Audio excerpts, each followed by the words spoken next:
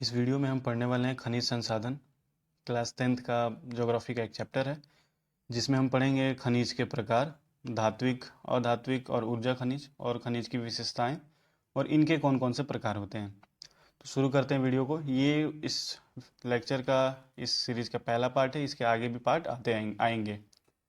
सबसे पहले खनिज संसाधन किसे कहते हैं? तो खनिज जो निश्चित रासायनिक संयोजन एवं विशिष्ट आंतरिक परमाणुविक संरचना वाले ठोस प्राकृतिक पदार्थ को कहते हैं। यानी खनिज जो होते हैं इनमें एक निश्चित रासायनिक संयोजन होता है और विशिष्ट आंतरिक परमाणु यानी निश्चित कोई तत्व होंगे, उन्हीं को हम खनिज कहते हैं। दूसरा, अगर परिभाषा की बात की जाए तो खनिज निश्चित अनुपात में रासायनिक एवं भौतिक विशिष्टताओं के साथ निर्मित एक प्राकृतिक पदार्थ है। यानी खनिज जो होते हैं वो प्राकृतिक पदार्थ होते हैं। अब एक बात बोली जाती है कि जितने भी चट्टान है ना, वो सब खनिज हैं। जितनी भी चट्टानें पाई जाती हैं वो सब खनिज की बनी हैं, लेकिन सभी खनिज चट्टान नहीं है, ये भी याद रखना है हमें। अब हमारा स्थल मंडल चट्टानों से बना है और तथा चट्टान खनिजों के संयोग से बनी है। यानी जो चट्टानें हैं वो खनिज से बनी हैं, ठीक है। और चट्टानों से हमारा पूरा का पूरा जो ऊपर, जैसे पृथ्वी हो गई हमारी, और उसका जो ऊपर का होता है, ये पृथ्वी का बिल्कुल ऊपर वाला परत, वो बना हुआ है चट्टानों से। नेक्स्ट पॉइंट है हमारा कि खनिज संसाधन आधुनिक सभ्यता एवं संस्कृति के आधार स्तंभ हैं। अब खनिज की बात करें तो लोहा जो है, लौह, आयरन, वह भी एक खनिज है और ये हमारे मॉडर्न जो भी सिविलाइजेशन है उसका एक बहुत ही बड़ा रोल अदा करता है। हमें कोई पुल बनाना है, गाड़ी बनानी है, इंजन बनाने हैं, कुछ भी बनाने हैं, उसमें लोहे का इस्तेमाल होता है। ये एक छोटा एग्जाम्पल है। वैसे ही और भी बहुत सारे खनिज हैं जो हमारी सभ्यता को विकास करने में, विकसित करने में मदद करते हैं। जैसे आज के टाइम जितने भी कंप्यूटर्स हो गए, सुपर कंप्यूटर्स, उन सबके माइक्रो प्रोसेसर खनिजों, सिलिकॉन से, चिप से बनते हैं ये सारी चीज़ें। तो ये सभ्यता के आधार हैं। आगे बात की जाए तो भारत में 87 खनिजों का उत्पादन का होता है, जिनमें से 4 जो हैं वो ईंधन खनिज हैं, 11 धात्विक हैं, 23 अधात्विक हैं, 3 परमाणु और 23 लघु खनिज हैं। ये सब मिला के हमारे पास बहुत सारे खनिज हैं और भी जो भवन निर्माण और ये सारी चीज़ों में लगते हैं। खनिज के मामले में भारत की बात करें तो दुनिया में चौथा सबसे बड़ा भंडार है। We are the fourth largest हमारे पास भंडार है उसका। फिर लौह अयस्क, मैग्नीज अयस्क, लोहा और मैग्नीज के अयस्कों की बात करें तो हम 2013 में विश्व में हमारा 7वां स्थान था। लिथियम अयस्क 2023 की बात करें तो दुनिया में हमारा 6ठा स्थान है। अभ्रक बॉक्साइट 2013 में हमारा 5वां सबसे बड़ा भंडार था। क्रोमाइट, प्राकृतिक गैस, हीरा, चूना पत्थर, ये सभी हमारे देश में पाए जाते हैं। जो सबसे बड़ा हीरा है, कोहिनूर हीरा, जो इंग्लैंड की महारानी के ताज में है, वो भी भारत के ही खदान से निकला हुआ है, भारत का ही है। पृथ्वी की पपड़ी में कम से कम, जो पृथ्वी की सबसे ऊपरी क्रस्ट है, उसमें कम से कम 2000 खनिजों का नामकरण एवं पहचान अभी तक किया जा चुका है। सभी खनिज जो है मूल स्रोत पृथ्वी के आंतरिक भाग के गर्म मैग्मा है। जितने भी खनिज मिलते हैं हमें, वो मेनली पृथ्वी के आंतरिक भाग गर्म मैग्मा से बाहर निकलता है या उन्हीं चट्टानों में पाया जाता है।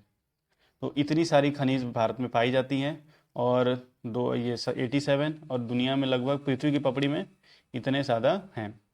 जैसे हमारा क्रस्ट जो है हमने पढ़ रखा है कि वो सियाल से बना है, सिलिका और एल्युमिनियम से। फिर सीमा से बना है, सिलिकॉन और मैग्नीज से। तो ये सारे भी खनिज ही हैं। अब भारत में खनिज का सर्वेक्षण कौन करता है और अन्वेषण कौन करता है? तो इसके लिए geological survey of India, GSI जो है, जियोलॉजिकल सर्वे ऑफ इंडिया, वो करती है, जिसका मुख्यालय कोलकाता में है। फिर भारतीय खान ब्यूरो, माइनिंग वाला, नागपुर में है। तेल और प्राकृतिक गैस, ONGC जिसे बोलते हैं हम लोग, oil and natural gas corporation आयोग जो है, वो उसका मुख्यालय देहरादून में, वो करती है। साथ ही साथ विभिन्न राज्यों के जो खाद्यान्न और भू विज्ञान विभाग है, वो भारत में खनिजों का सर्वेक्षण करते हैं और फिर उसे अन्वेषण करने का काम करते हैं। नेक्स्ट हमारा ये है, अगर हम भारत में देखें तो मेनली 3 बेल्ट पाए जाते हैं। जैसे यहाँ झारखंड, छत्तीसगढ़, उड़ीसा, पश्चिम बंगाल वाला बेल्ट है। फिर इधर कर्नाटक और ये रत्नागिरी, मध्य प्रदेश, महाराष्ट्र वाला, गोवा का, और ये अरावली पर्वत श्रृंखला में यहाँ पे 3 मतलब मेन बेल्ट पाए जाते हैं। यहाँ पे देख सकते हैं आप पॉज करके कि कौन कौन से जो मेटल हैं या खनिज है कहाँ कहाँ पर हैं। आगे देखा जाए खनिजों के प्रकार, तो खनिज जो हैं 3 प्रकार के होते हैं। पहला होता है धात्विक, दूसरा अधात्विक, तीसरा ऊर्जा खनिज। इस चैप्टर में हम ये इन दोनों के बारे में पढ़ेंगे। ऊर्जा खनिज एक अलग चैप्टर में हमें दे रखा है जो अगले चैप्टर में पढ़ाया जाएगा। नेक्स्ट देखा जाए तो खनिज, धात्विक खनिज 3 प्रकार के होते हैं। जैसे खनिज 3 प्रकार के हैं, धात्विक, अधात्विक और ऊर्जा। तो धात्विक खनिज भी 3 प्रकार के, लौह धात्विक खनिज, अलौह धात्विक खनिज और बहुमूल्य धात्विक खनिज। नीचे यहाँ पे हम टेबल में देख सकते हैं, खनिज को 2-3 भागों में बांट दिया गया, धात्विक, अधात्विक, ऊर्जा खनिज में। फिर धात्विक को 3 भागों में बांटा गया, लौह धातु जिसमें लोहे का अंश होता है, जैसे लोहा हो गया, मैग्नीज हो गया, निकेल हो गया, कोबाल्ट हो गया। फिर अलौह में जैसे तांबा, सीसा, जिंक, जस्ता, बॉक्साइट यानी एल्युमिनियम। बहुमूल्य खनिज में बांटा गया है फिर जिसे, जैसे सोना, चांदी, प्लेटिनम इत्यादि। अधात्विक में अभ्रक आता है, नमक, पोटास, सल्फर ये सब आते हैं। ऊर्जा खनिज में कोयला आता है, पेट्रोलियम आता है, प्राकृतिक गैस आते हैं। धात्विक खनिज की बात करें तो धात्विक खनिज पदार्थ वो होते हैं ना जिनमें धातु का अंश पाए जाते हैं, मतलब ऐसे खनिज जिनमें धातु पाए जाए, जिनको गलाने पे धातु मिले, उन्हें धात्विक खनिज कहते हैं।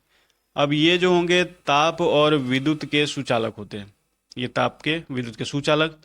इन खनिजों को खान से निकाले जाने पर इनमें कई सारी अशुद्धियाँ होती हैं और इनको पिघलाने पर धातु प्राप्त होता है।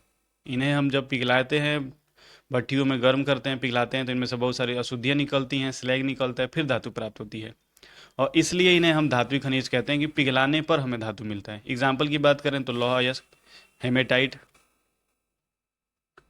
हेमेटाइट हो जाएगा हमारा, जिसमें सबसे ज़्यादा आयरन परसेंटेज होता है 60% के अराउंड। फिर मैग्नेटाइट होता है, लिमोटाइट होता है, फिर तांबा, निकेल, ये सब धात्विक खनिज हैं। और इसके भी 2 प्रकार होते हैं, धात्विक खनिज के भी 2 प्रकार हैं। ये 2 प्रकार कौन कौन से हैं? तो पहला है लौह धात्विक खनिज यहाँ पर, और दूसरा है अलौह धात्विक खनिज। फिर बात की जाए लौह धात्विक खनिज की, तो नाम में ही है लौह यानी लोहा। तो जिन धात्विक खनिजों में ना लोहा मिले, हमें अंश पाया जाए, उसे धात्विक खनिज, लोहा धात्विक खनिज कहेंगे। इनमें जंग लगता है, लोहा है तो जंग लगेगा ही, इससे लोहा एवं इस्पात बनाने में इसका उपयोग किया जाता है।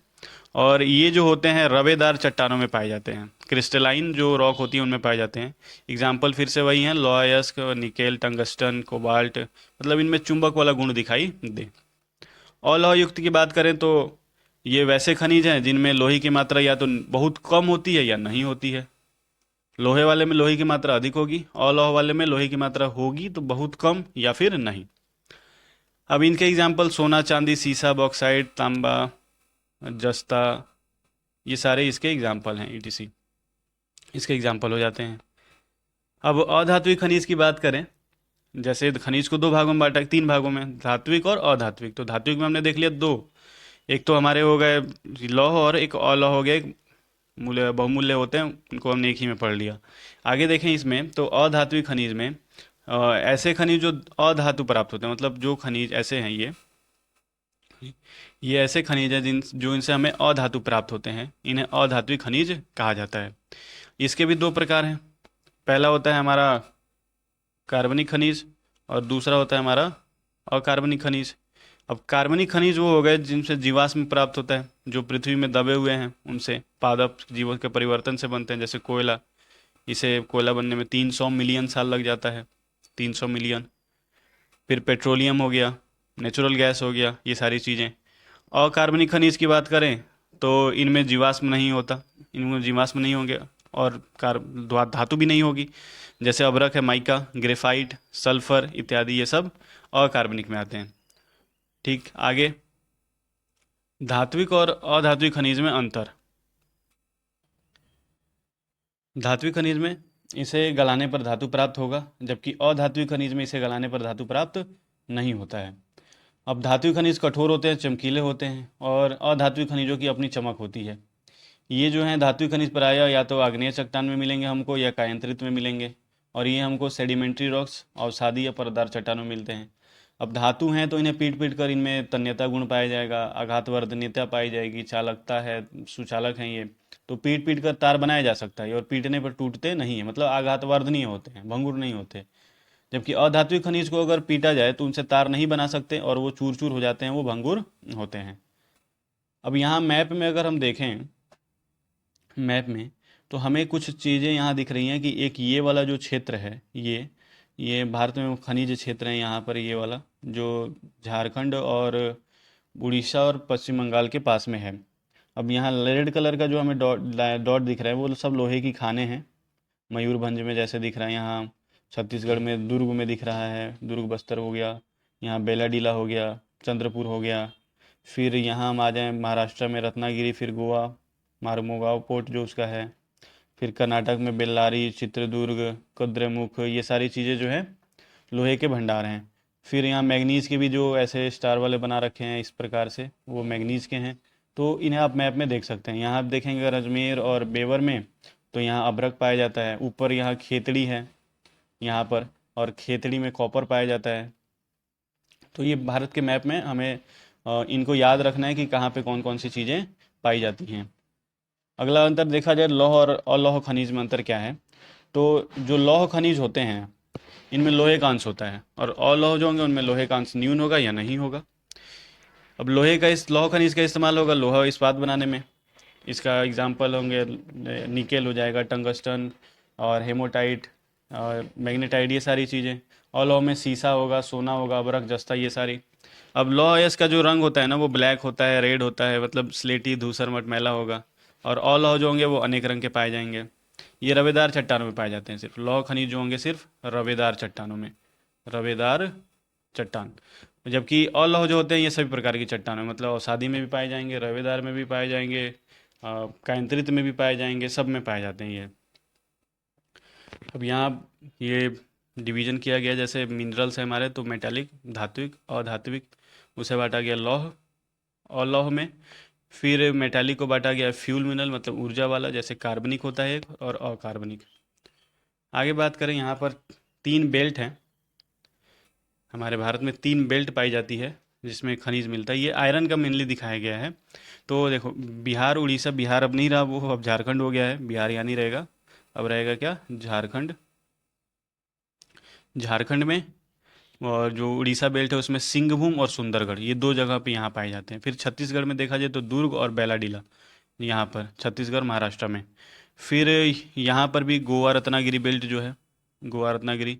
कर्नाटक में कुद्रेमुख है, और चिकनामंगलोर है, चिकामंगलोर। फिर सिरबोगा है। तमिलनाडु में नई वेली है। इन जगहों पे भारत में लौह अयस्क के खाद्यान्न पाए जाते हैं, खदान पाए जाते हैं, सॉरी, खान पाई, खाद्यान्न नहीं। और यहाँ एक और बेल्ट पाई जाती है अरावली पर्वत की, जहाँ पर भी बहुत ज़्यादा खनिज मिलते हैं। नेक्स्ट हम बात करेंगे खनिजों की विशेषताओं की। तो खनिजों की कुछ विशेषताएं हैं। खनिज जो हैं बहुत ही बहुमूल्य हैं। इनकी बहुमूल्यता इसलिए बढ़ जाती है, ये इसलिए बहुमूल्य है क्योंकि ये प्रकृति में ना लिमिटेड है। अगर इनका ध्यान से इस्तेमाल नहीं किया जाए सतत विकास के योजना के तहत, तो ये एक दिन हमारी पृथ्वी से ख़त्म हो जाएंगे और फिर हमें ये मिलेंगे नहीं दोबारा। दूसरा है कि खनिजों का वितरण असमान होता है। जैसे हम यहाँ देखें तो भारत में पूरे आयरन को अगर देखा जाए तो ये पूरा भारत है, ये पूरा। और उसमें हमको लोहे के अयस्क मिल कहाँ रहे हैं, बस गिने हुए 4-5 जगहों पे ही लोहे मिल रहे हैं। बाकी ये पूरा का पूरा जो इलाका है यहाँ लोहा नहीं है, इधर लोहा नहीं मिल रहा। तो खनिजों का जो वितरण होता है ना वो असमान होता है, समान रूप से वितरण नहीं होता। अधिक गुणवत्ता वाले खनिज कम पाए जाते हैं। अब वैसे खनिज जो अधिक ही ज़्यादा क्वालिटी वाले हैं, जैसे सोना, चांदी, प्लेटिनम, तो उनकी मात्रा कम पाई जाती है, वो बहुमूल्य हो जाते हैं। और जिनमें कम गुणवत्ता होता है वो खनिज बहुत ज़्यादा, जैसे कोयला, कोयला बहुत ज़्यादा पाया जाता है, और आज बिजली भी सबसे ज़्यादा उससे बनाई जाती है। तो ये भी याद रखना है, अधिक गुण वाले जो होंगे खनिज वो कम पाए जाएंगे, और कम गुण वाले खनिज अधिक पाए जाएंगे। खनिज प्रकृति में स्वतः बनने वाले पदार्थ हैं। ये अब नेचर में अपने आप बनते रहते हैं, हमेशा पृथ्वी के अंदर इनके निर्माण का कार्य चल रहा है, और विशिष्ट चट्टानों से ही होता है। और सिर्फ लास्ट बात यह है कि ये समापव्य हैं, समाप्य संतान है, संसाधन है। ये एग्जॉस्टिबल हैं, मतलब अनवीकरणीय है। ये एक बार ख़त्म हो गए तो फिर इनका उपयोग हम दोबारा नहीं कर सकते हैं। तो आज के इस पार्ट में इतना ही। अगले पार्ट में हम खनिजों का वितरण, कहाँ कहाँ भारत में 3 बेल्ट हैं, कौन कौन से राज्य हैं, कहाँ कौन सी खनिजें मिलती हैं, इनके बारे में पढ़ेंगे। थैंक्स फॉर वॉचिंग इट, और कल इसका अगला वीडियो आएगा।